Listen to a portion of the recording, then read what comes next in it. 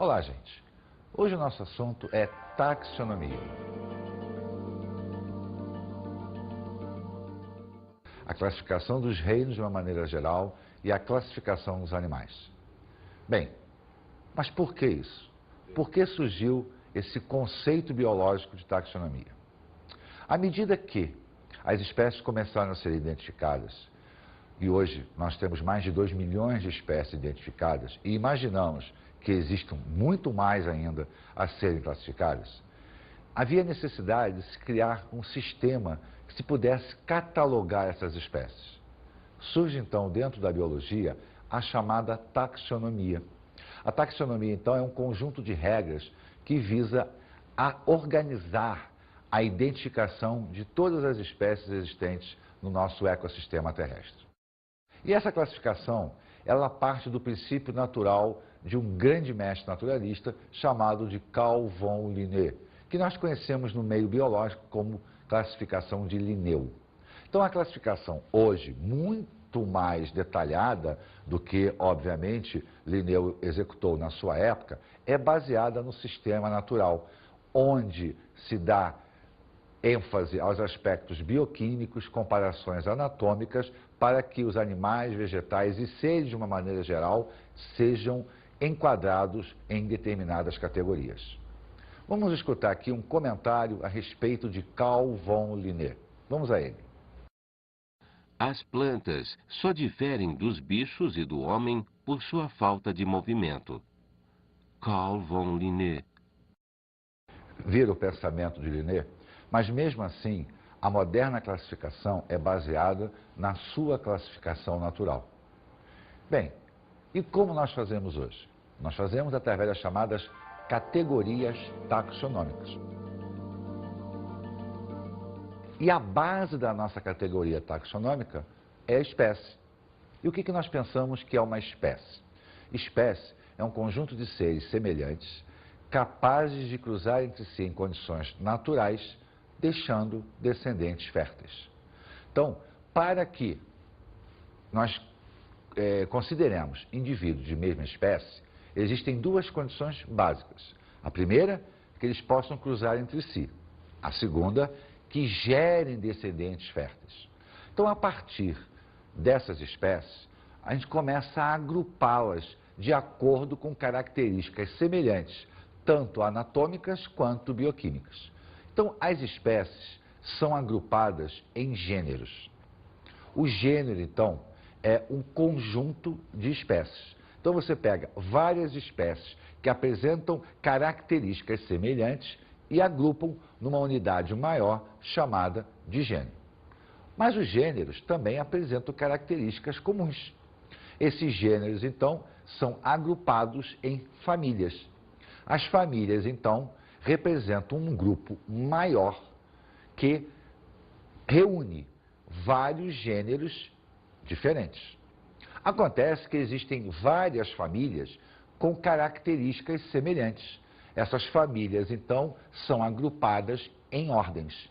As ordens, então, são um nível maior de agrupamento, onde enquadram famílias que apresentam características semelhantes. Várias ordens, então, são reunidas, organizadas em classes. Essas classes, então, são mais abrangentes, reunindo várias ordens que apresentam semelhanças, seja de origem anatômica, seja de origem bioquímica. Várias classes, então, são agrupadas em filos. Os filos, então, são grupos bem maiores que abrigam várias classes. E esses filos, então, convergem para um único ponto, o reino. Então, o reino é de abrangência maior. Ele engloba, então, características que valem para todos os indivíduos enquadrados dentro dele. Então, nós vimos desde a unidade mais básica, que era a espécie, até atingir a unidade maior, que era o reino. Mas é óbvio que, às vezes, nós necessitamos interferir, porque nem tudo é exatamente igual. Podem existir detalhes para mais ou para menos. Por essa razão, existem variações denominadas de sub ou super, dependendo da necessidade de classificação. Bem, Mas existe uma maneira muito interessante de nós aprendermos essa ordem, né? É a ordem que nós vimos da espécie ao reino. E se nós falássemos do reino para a espécie, a sequência seria reino, filo, classe, ordem, família, gênero, espécie. Muito bem, existe um método mnemônico para se gravar esta sequência. Vamos escutá-lo. O rei filósofo classifica de ordinária a fama dos generais espartanos. Bem, aí, gostaram? É uma maneira divertida e prática de se gravar a sequência, desde reino até a espécie. Bem, modernamente, todos os seres vivos são enquadrados em 5 grandes reinos. O primeiro é o reino Monera, onde estão enquadradas as bactérias e as cianobactérias. O segundo, o reino Protista, onde nós encontramos os protozoários e as algas inferiores. O terceiro, o reino Fungi, onde nós encontramos os fungos. O quarto é o reino Animalia ou animal, onde nós encontramos os animais superiores. E o quinto, o reino Plantae ou vegetal, onde nós encontramos as algas e vegetais superiores. Mas para que a gente possa efetivamente entender essa mecânica, vamos observar a organização, a classificação da nossa espécie. Como o homem é classificado tecnicamente dentro da moderna nomenclatura taxonômica. Vamos observar aqui. Nós somos animais. Consequentemente, estamos no reino Animalia. Então, reino Animalia ou reino animal, dá no mesmo. Bem, só que o reino animal engloba todos os animais. E aí? Bem, agora vamos descer uma escala. Então, o reino é Animalia, vamos ver agora o filo. Bem, o filo é o filo Chordata. O que é filo Chordata? Chordata são os animais que durante a fase embrionária apresentam um eixo dorsal chamado de notocorda. Então, todos os animais que na sua fase embrionária apresentam um eixo chamado de notocorda são enquadrados dentro do filo Chordata. Acontece que existem animais que essa notocorda permanece e outros animais, como é o nosso caso, que ela desaparece. Então, existe uma unidade abaixo do filo. Vamos observar. É o subfilo. O subfilo é o vertebrata. Por quê? Porque nós teremos a nossa notocorda substituída pela coluna vertebral. Então, dentro do subfilo vertebrata, estão enquadrados todos os animais que nós conhecemos como vertebrados. Então, olha, o reino é o animal mais abrangente, aí eu tenho o filo Chordata, né, ou cordados, onde todos os animais que têm notocorda estão ali dentro. Aí eu venho com o subfilo, onde a notocorda desaparece e vai aparecer a coluna vertebral. Repare que o sub aqui não é apenas uma escala menor, é uma especificidade do filo. Bem, dentro do subfilo vertebrado, então, nós vamos para a classe mamália, que são os mamíferos. Então, dentro dos vertebrados, nós temos os peixes, os anfíbios, os répteis, as aves e os mamíferos. Nós, então, estamos dentro da classe mamália, que representa os mamíferos, os animais que mamam. Então, olha lá, ó, reino animal, filo Chordata, subfilo vertebrata, classe mamália. Agora vem a ordem dos primatas. Então, a ordem primata engloba nós, homens, os macacos também são primatas. Então, repara que nós estamos começando a restringir o quantitativo de espécies abrangentes. Eu tinha o geral e estou começando a tornar mais específico. Bem, dentro da ordem dos primatas existem várias famílias. A nossa se chama Hominidae. Então, a família Hominidae é aquela onde nós estamos. Nesse caso específico aqui, da nossa espécie, nós somos os únicos representantes desta família. Se nós pegássemos a classificação de um outro animal qualquer, existiriam várias famílias, ou melhor, várias espécies dentro da mesma família. Mas no nosso caso, nós somos os únicos representantes da família Hominidae. Bem, dentro da família Hominidae, nós temos agora o gênero, que é o gênero Homo. Então, nós somos do reino animal, filo Chordata, subfilo Vertebrata, classe mamária, ordem primata, família Hominidae, gênero Homo. E a espécie? A espécie é Homo sapiens. Então, nós somos da espécie Homo sapiens. Acontece o seguinte, a espécie Homo sapiens já evoluiu. Nós já somos mais evoluídos do que o primeiro Homo sapiens que apareceu. Então, nós já somos uma subespécie, a subespécie denominada de Homo sapiens sapiens. Então, na realidade, subespécie não é algo menos, muito pelo contrário, é algo mais específico, tá? A palavra sub, dentro da classificação taxonômica, significa mais especial. Quando é mais abrangente, nós utilizamos a palavra super. Quando é mais específico, nós utilizamos o prefixo sub. Então, olha, a nossa espécie, dentro do processo de evolução, era Homo sapiens. Mas nós já somos mais evoluídos, já somos os Homo sapiens sapiens. Então, desta maneira aqui, você acabou de observar a classificação taxonômica da nossa espécie, da espécie humana. Viu como é que é interessante? Muito bem organizado, de tal maneira que se parte ou do geral para o específico, ou do específico para o geral. Vamos ver agora as regras de nomenclatura. Por que regras de nomenclatura? Imagine a seguinte situação. No Brasil, cachorro é cachorro, cão, cachorro. Nos Estados Unidos, dog. Na Espanha, perro. Já pensou em cada país, em cada pedacinho do mundo, uma espécie ser chamada pelo nome local? Ia ficar muito complicado.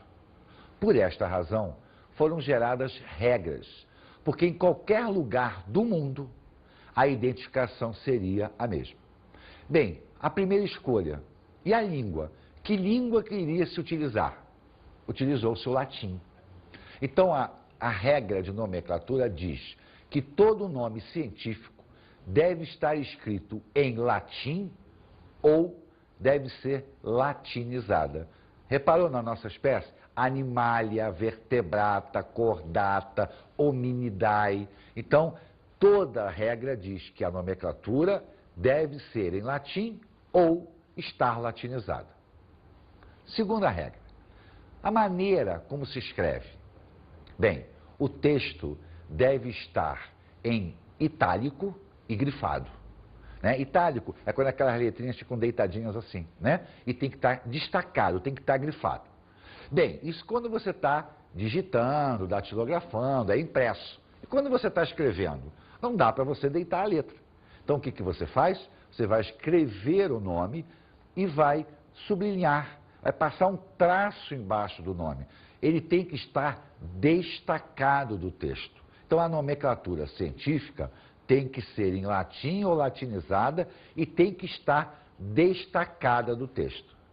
Bem, e como é que se escreve o nome de uma espécie?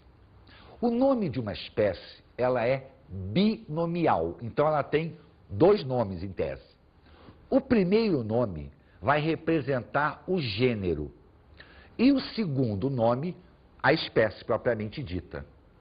Dessa maneira, o primeiro nome deve ser escrito com letra maiúscula e o segundo com letra minúscula. Então, quando se escreve o nome de uma espécie, por exemplo, Homo sapiens, o Homo é o gênero, então ele tem que estar com letra maiúscula. Sapiens é a identificação da espécie, ele tem que estar com letra minúscula. Mas você lembra que nós já não somos Homo sapiens, nós somos o quê? Homo sapiens sapiens. Então agora, a subespécie, ela é trinomial. Ela é composta por 3 nomes. O primeiro continua sendo a representação do gênero. O segundo e o terceiro, a identificação da subespécie, espécie e subespécie. E ambos deverão ser escritos com letra minúscula. Então, o primeiro continua sendo maiúscula, no caso do homem, homo, e o restante, sapiens, sapiens, com letra minúscula. Esse mecanismo, ele serviu para padronizar. Agora, é óbvio que as regras de nomenclatura são muito mais extensas do que essa que nós acabamos de citar. Nós citamos as principais regras, aquelas que nós utilizamos no nosso dia a dia, né? Quando as pessoas trabalham efetivamente com isso, que dependem não só para identificação a nível de museu, instituições científicas ou para intercâmbio entre países, as regras são muito mais complexas, existem muito mais regras, muito mais detalhes, até para que, quando uma nova espécie seja identificada, ela ganhe uma nomenclatura própria e não haja correspondência em nenhum lugar do mundo. Bem, para que a gente possa entender melhor isso, vamos escutar o depoimento de uma pessoa que lida com isso dia a dia. Vamos escutar o depoimento de um botânico que trabalha no museu, onde a regra de nomenclatura tem que ser seguida estritamente, não pode haver variação, porque o museu é uma instituição não só para que a gente olhe espécies que acabaram, mas sim uma instituição de pesquisa, onde a identificação das espécies tem que obedecer exatamente às regras de nomenclaturas atuais. Vamos ver. Antes das regras de nomenclatura, do Código Internacional de Nomenclatura, o que existia era meio complicado, né? Vários pesquisadores falando línguas diferentes, falando idiomas diferentes, identificarem bichos que são os mesmos, né? Que ocorrem em mais de um país, tá certo?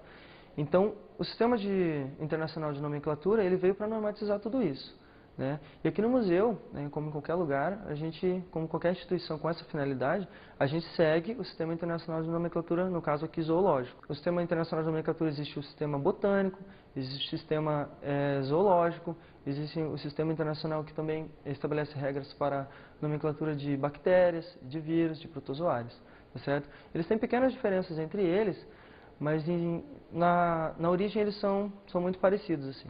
E aqui no museu a gente segue o Sistema Internacional de Nomenclatura Zoológico, né? O que acontece? Um organismo chega pra gente, a maioria das vezes ele chega morto já, tá certo? Então é feita a preparação dessa pele, no caso, por exemplo, de um mamífero, é feita a preparação da pele através de um procedimento, existem vários procedimentos, mas a gente segue alguns, né? Que é adotado na maioria dos museus, tá certo? E depois ele é catalogado no livro-tombo, ele é identificado, tá certo? Ele é identificado, é registrado no livro-tombo e recebe um número. E a partir do momento que ele recebe o número e faz parte do livro-tombo, ele não pode ser mais retirado do acervo do museu. Ele é público, ele serve para consulta, ele é um material científico para pesquisadores ou mesmo alunos poderem trabalhar com esse material. A distribuição é de acordo com os caracteres evolutivos, né? A gente pode assim dizer. Cada grupo semelhante fica próximo do seu grupo mais próximo, do seu grupo semelhante, né? Os vertebrados ficam todos juntos e seguindo uma escala evolutiva, tá certo? A gente tem anfíbios, depois na sequência répteis, aí a gente continua com aves até chegar em mamíferos, né? E a mesma coisa vale para os invertebrados, de acordo com a complexidade de cada organismo. A regra é ser utilizado o latim para se dar nome a cada organismo. E por que o latim, né? Primeiro, mais importante de tudo, é porque o latim é uma língua já extinta. É uma língua que não está viva, então ela não vai estar sofrendo alterações, ela não vai estar mudando de acordo com o tempo, né? E o latim ele é aplicado como regra, como língua única, para que todos os pesquisadores, independente da nacionalidade, do idioma que você fale, em qualquer lugar do mundo você dizer o nome de uma espécie, a pessoa vai saber que espécie que é, do que se trata. Vamos ver os reinos. Inicialmente, só existiam 2 reinos, animal e vegetal. Com o avanço da biologia, observou-se que isso não era mais possível para abrigar todos os seres que estavam sendo identificados e catalogados. Em 1899, o biólogo alemão Ernst Haeckel propôs a criação de mais 2 reinos, o Monera e o protista. Finalidade: abrigar os seres mais simples.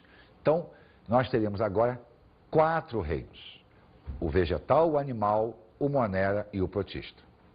Mas ia nascer o 5º reino. Vamos escutar um textozinho a respeito desse nascimento. Vamos lá. Em 1969, o biólogo Whittaker sugeriu que os fungos, tradicionalmente classificados no reino vegetal, fossem separados em um reino próprio. Nascia o reino fungi. Viram como é que nasceu o 5º reino, chamado reino fungi? Isso teve uma explicação, porque ele apresentava características não muito condizentes com a sua inclusão dentro de protista, aonde os fungos estavam incluídos antes do nascimento do 5º reino. Vamos olhar agora cada reino separadamente, observando as espécies que estão enquadradas dentro deles. O primeiro reino é o reino monera, onde nós temos as bactérias e as cianobactérias, antigamente chamadas de algas cianofícias. Hoje, o termo alga para o monera é incorreto, porque alga já é considerado um ser mais superior do que o monera. Então, modernamente, chama-se de cianobactéria, que seriam bactérias azuis, ou simplesmente cianofícias. São seres procariontes, unicelulares, fotossintetizantes ou não, dependendo da estrutura, lembrando que existem bactérias fotossintetizantes também, tá? E são os indivíduos mais elementares no nosso ecossistema. O segundo reino é o reino protista. O reino protista abriga os protozoários e as algas inferiores.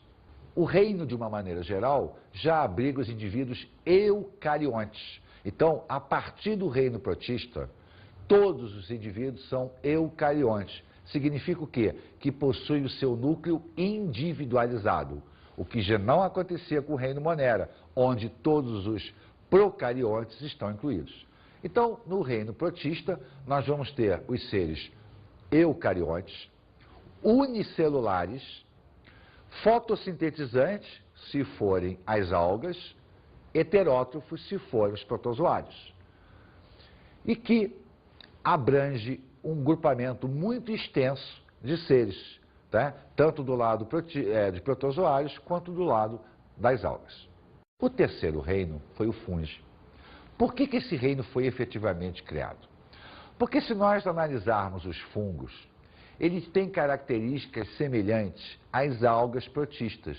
São unicelulares, pequenos, podem formar filamentos ou não. Mas, por outro lado, ele carrega a característica dos protozoários.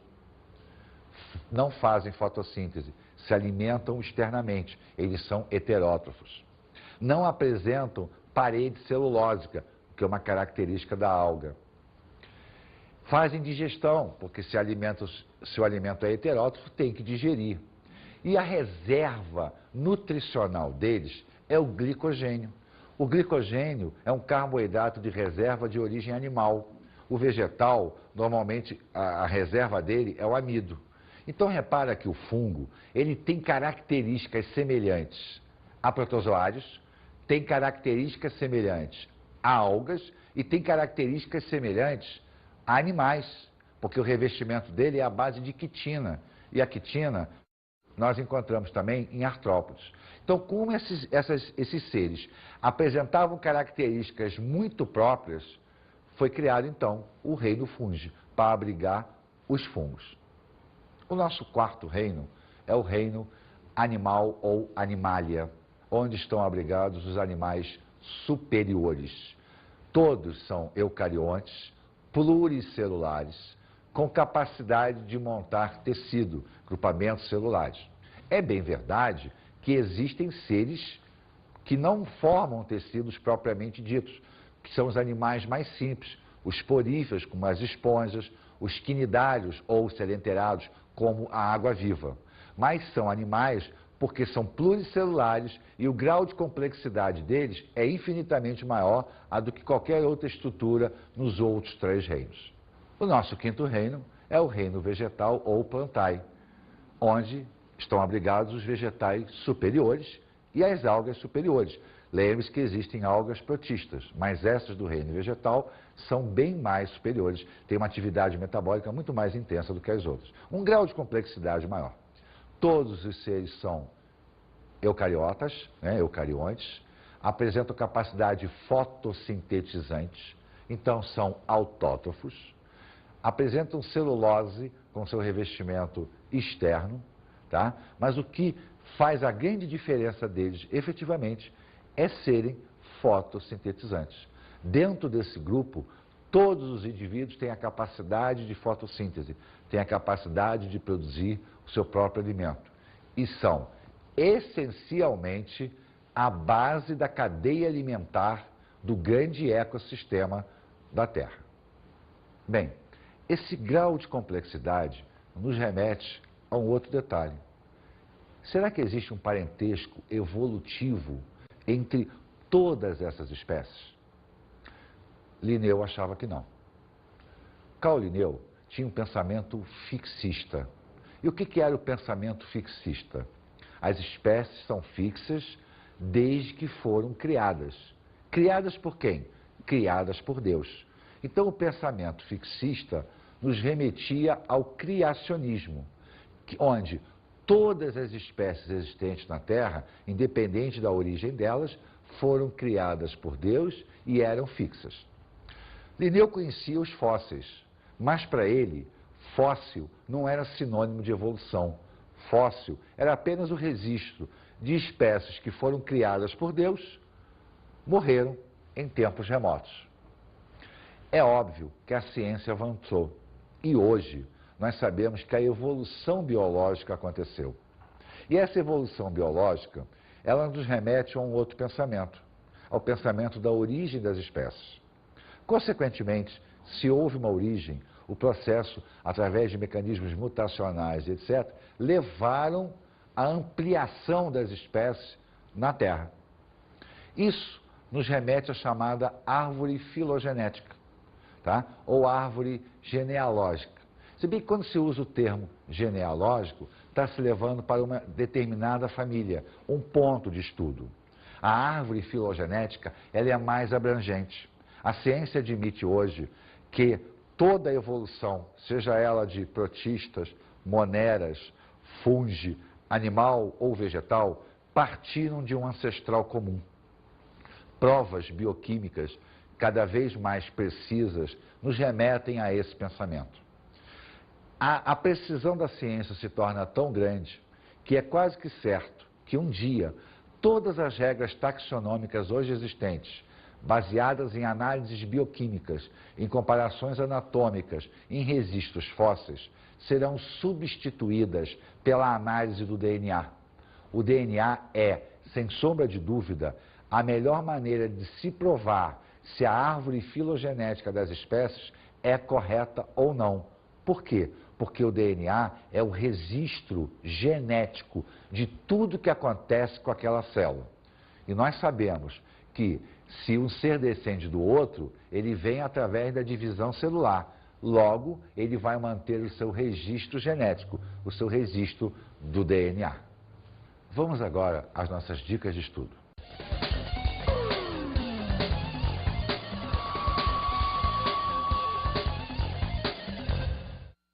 Eu diria para vocês pesquisarem mais do que nós vimos hoje. Ou seja, nós olhamos a classificação taxonômica da espécie humana. Vimos o que cada unidade taxonômica representa. Procurem outros seres, procurem outros animais, vegetais. Veja como é que se classifica. Observe as variações entre filo, classe, ordem, família. Procurem ver se existem superfamílias, subfamílias, supergêneros, subgêneros. Amplie a sua pesquisa, amplie o seu horizonte. Te garanto que vai ficar muito mais interessante. Olhe também, com detalhes, cada reino. Quem são os representantes principais? Quais são as características gerais desses representantes? Porque lembra que para enquadrar num reino, eu preciso ter características comuns. Então pesquise isso.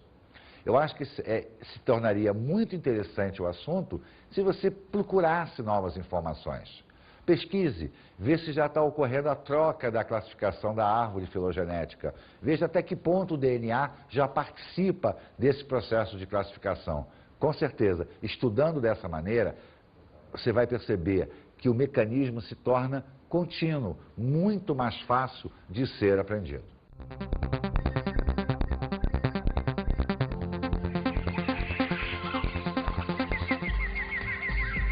Na aula de hoje, falamos sobre a taxonomia. Falamos hoje sobre a taxonomia. Vimos as principais categorias taxonômicas. Observamos também as regras de nomenclatura impostas pelas novas condições taxonômicas. Observamos o aparecimento dos 5 reinos, a maneira pela qual eles foram sendo criados. Estudamos também cada detalhe de cada reino quanto aos seus indivíduos componentes e características gerais desses reinos. Vimos que a evolução partiu de um ponto através da árvore filogenética para as espécies atuais. Vimos também que os pensamentos antes do nascimento da evolução eram pensamentos fixistas, os pensamentos criacionistas, o que se contrapõe ao fundamento da evolução biológica. Bons estudos!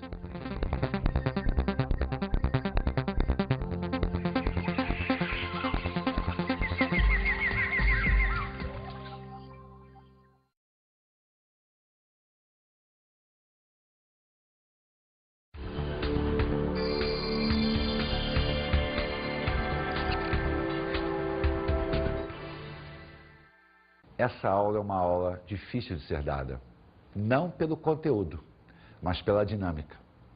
Então, na minha opinião, é uma aula que deve ser compartilhada com a turma através de revistas, novos exemplos, pesquisa na internet, né? Porque senão ela se torna uma aula muito monótona. É um assunto fácil, que o aluno acaba utilizando no dia a dia, mas que às vezes se torna difícil a transmissão porque o assunto não é muito dinâmico. Então compete a nós torná-lo dinâmico. Eu acho que através da pesquisa e do envolvimento da turma como um todo, se tornará muito mais fácil a assimilação do conteúdo.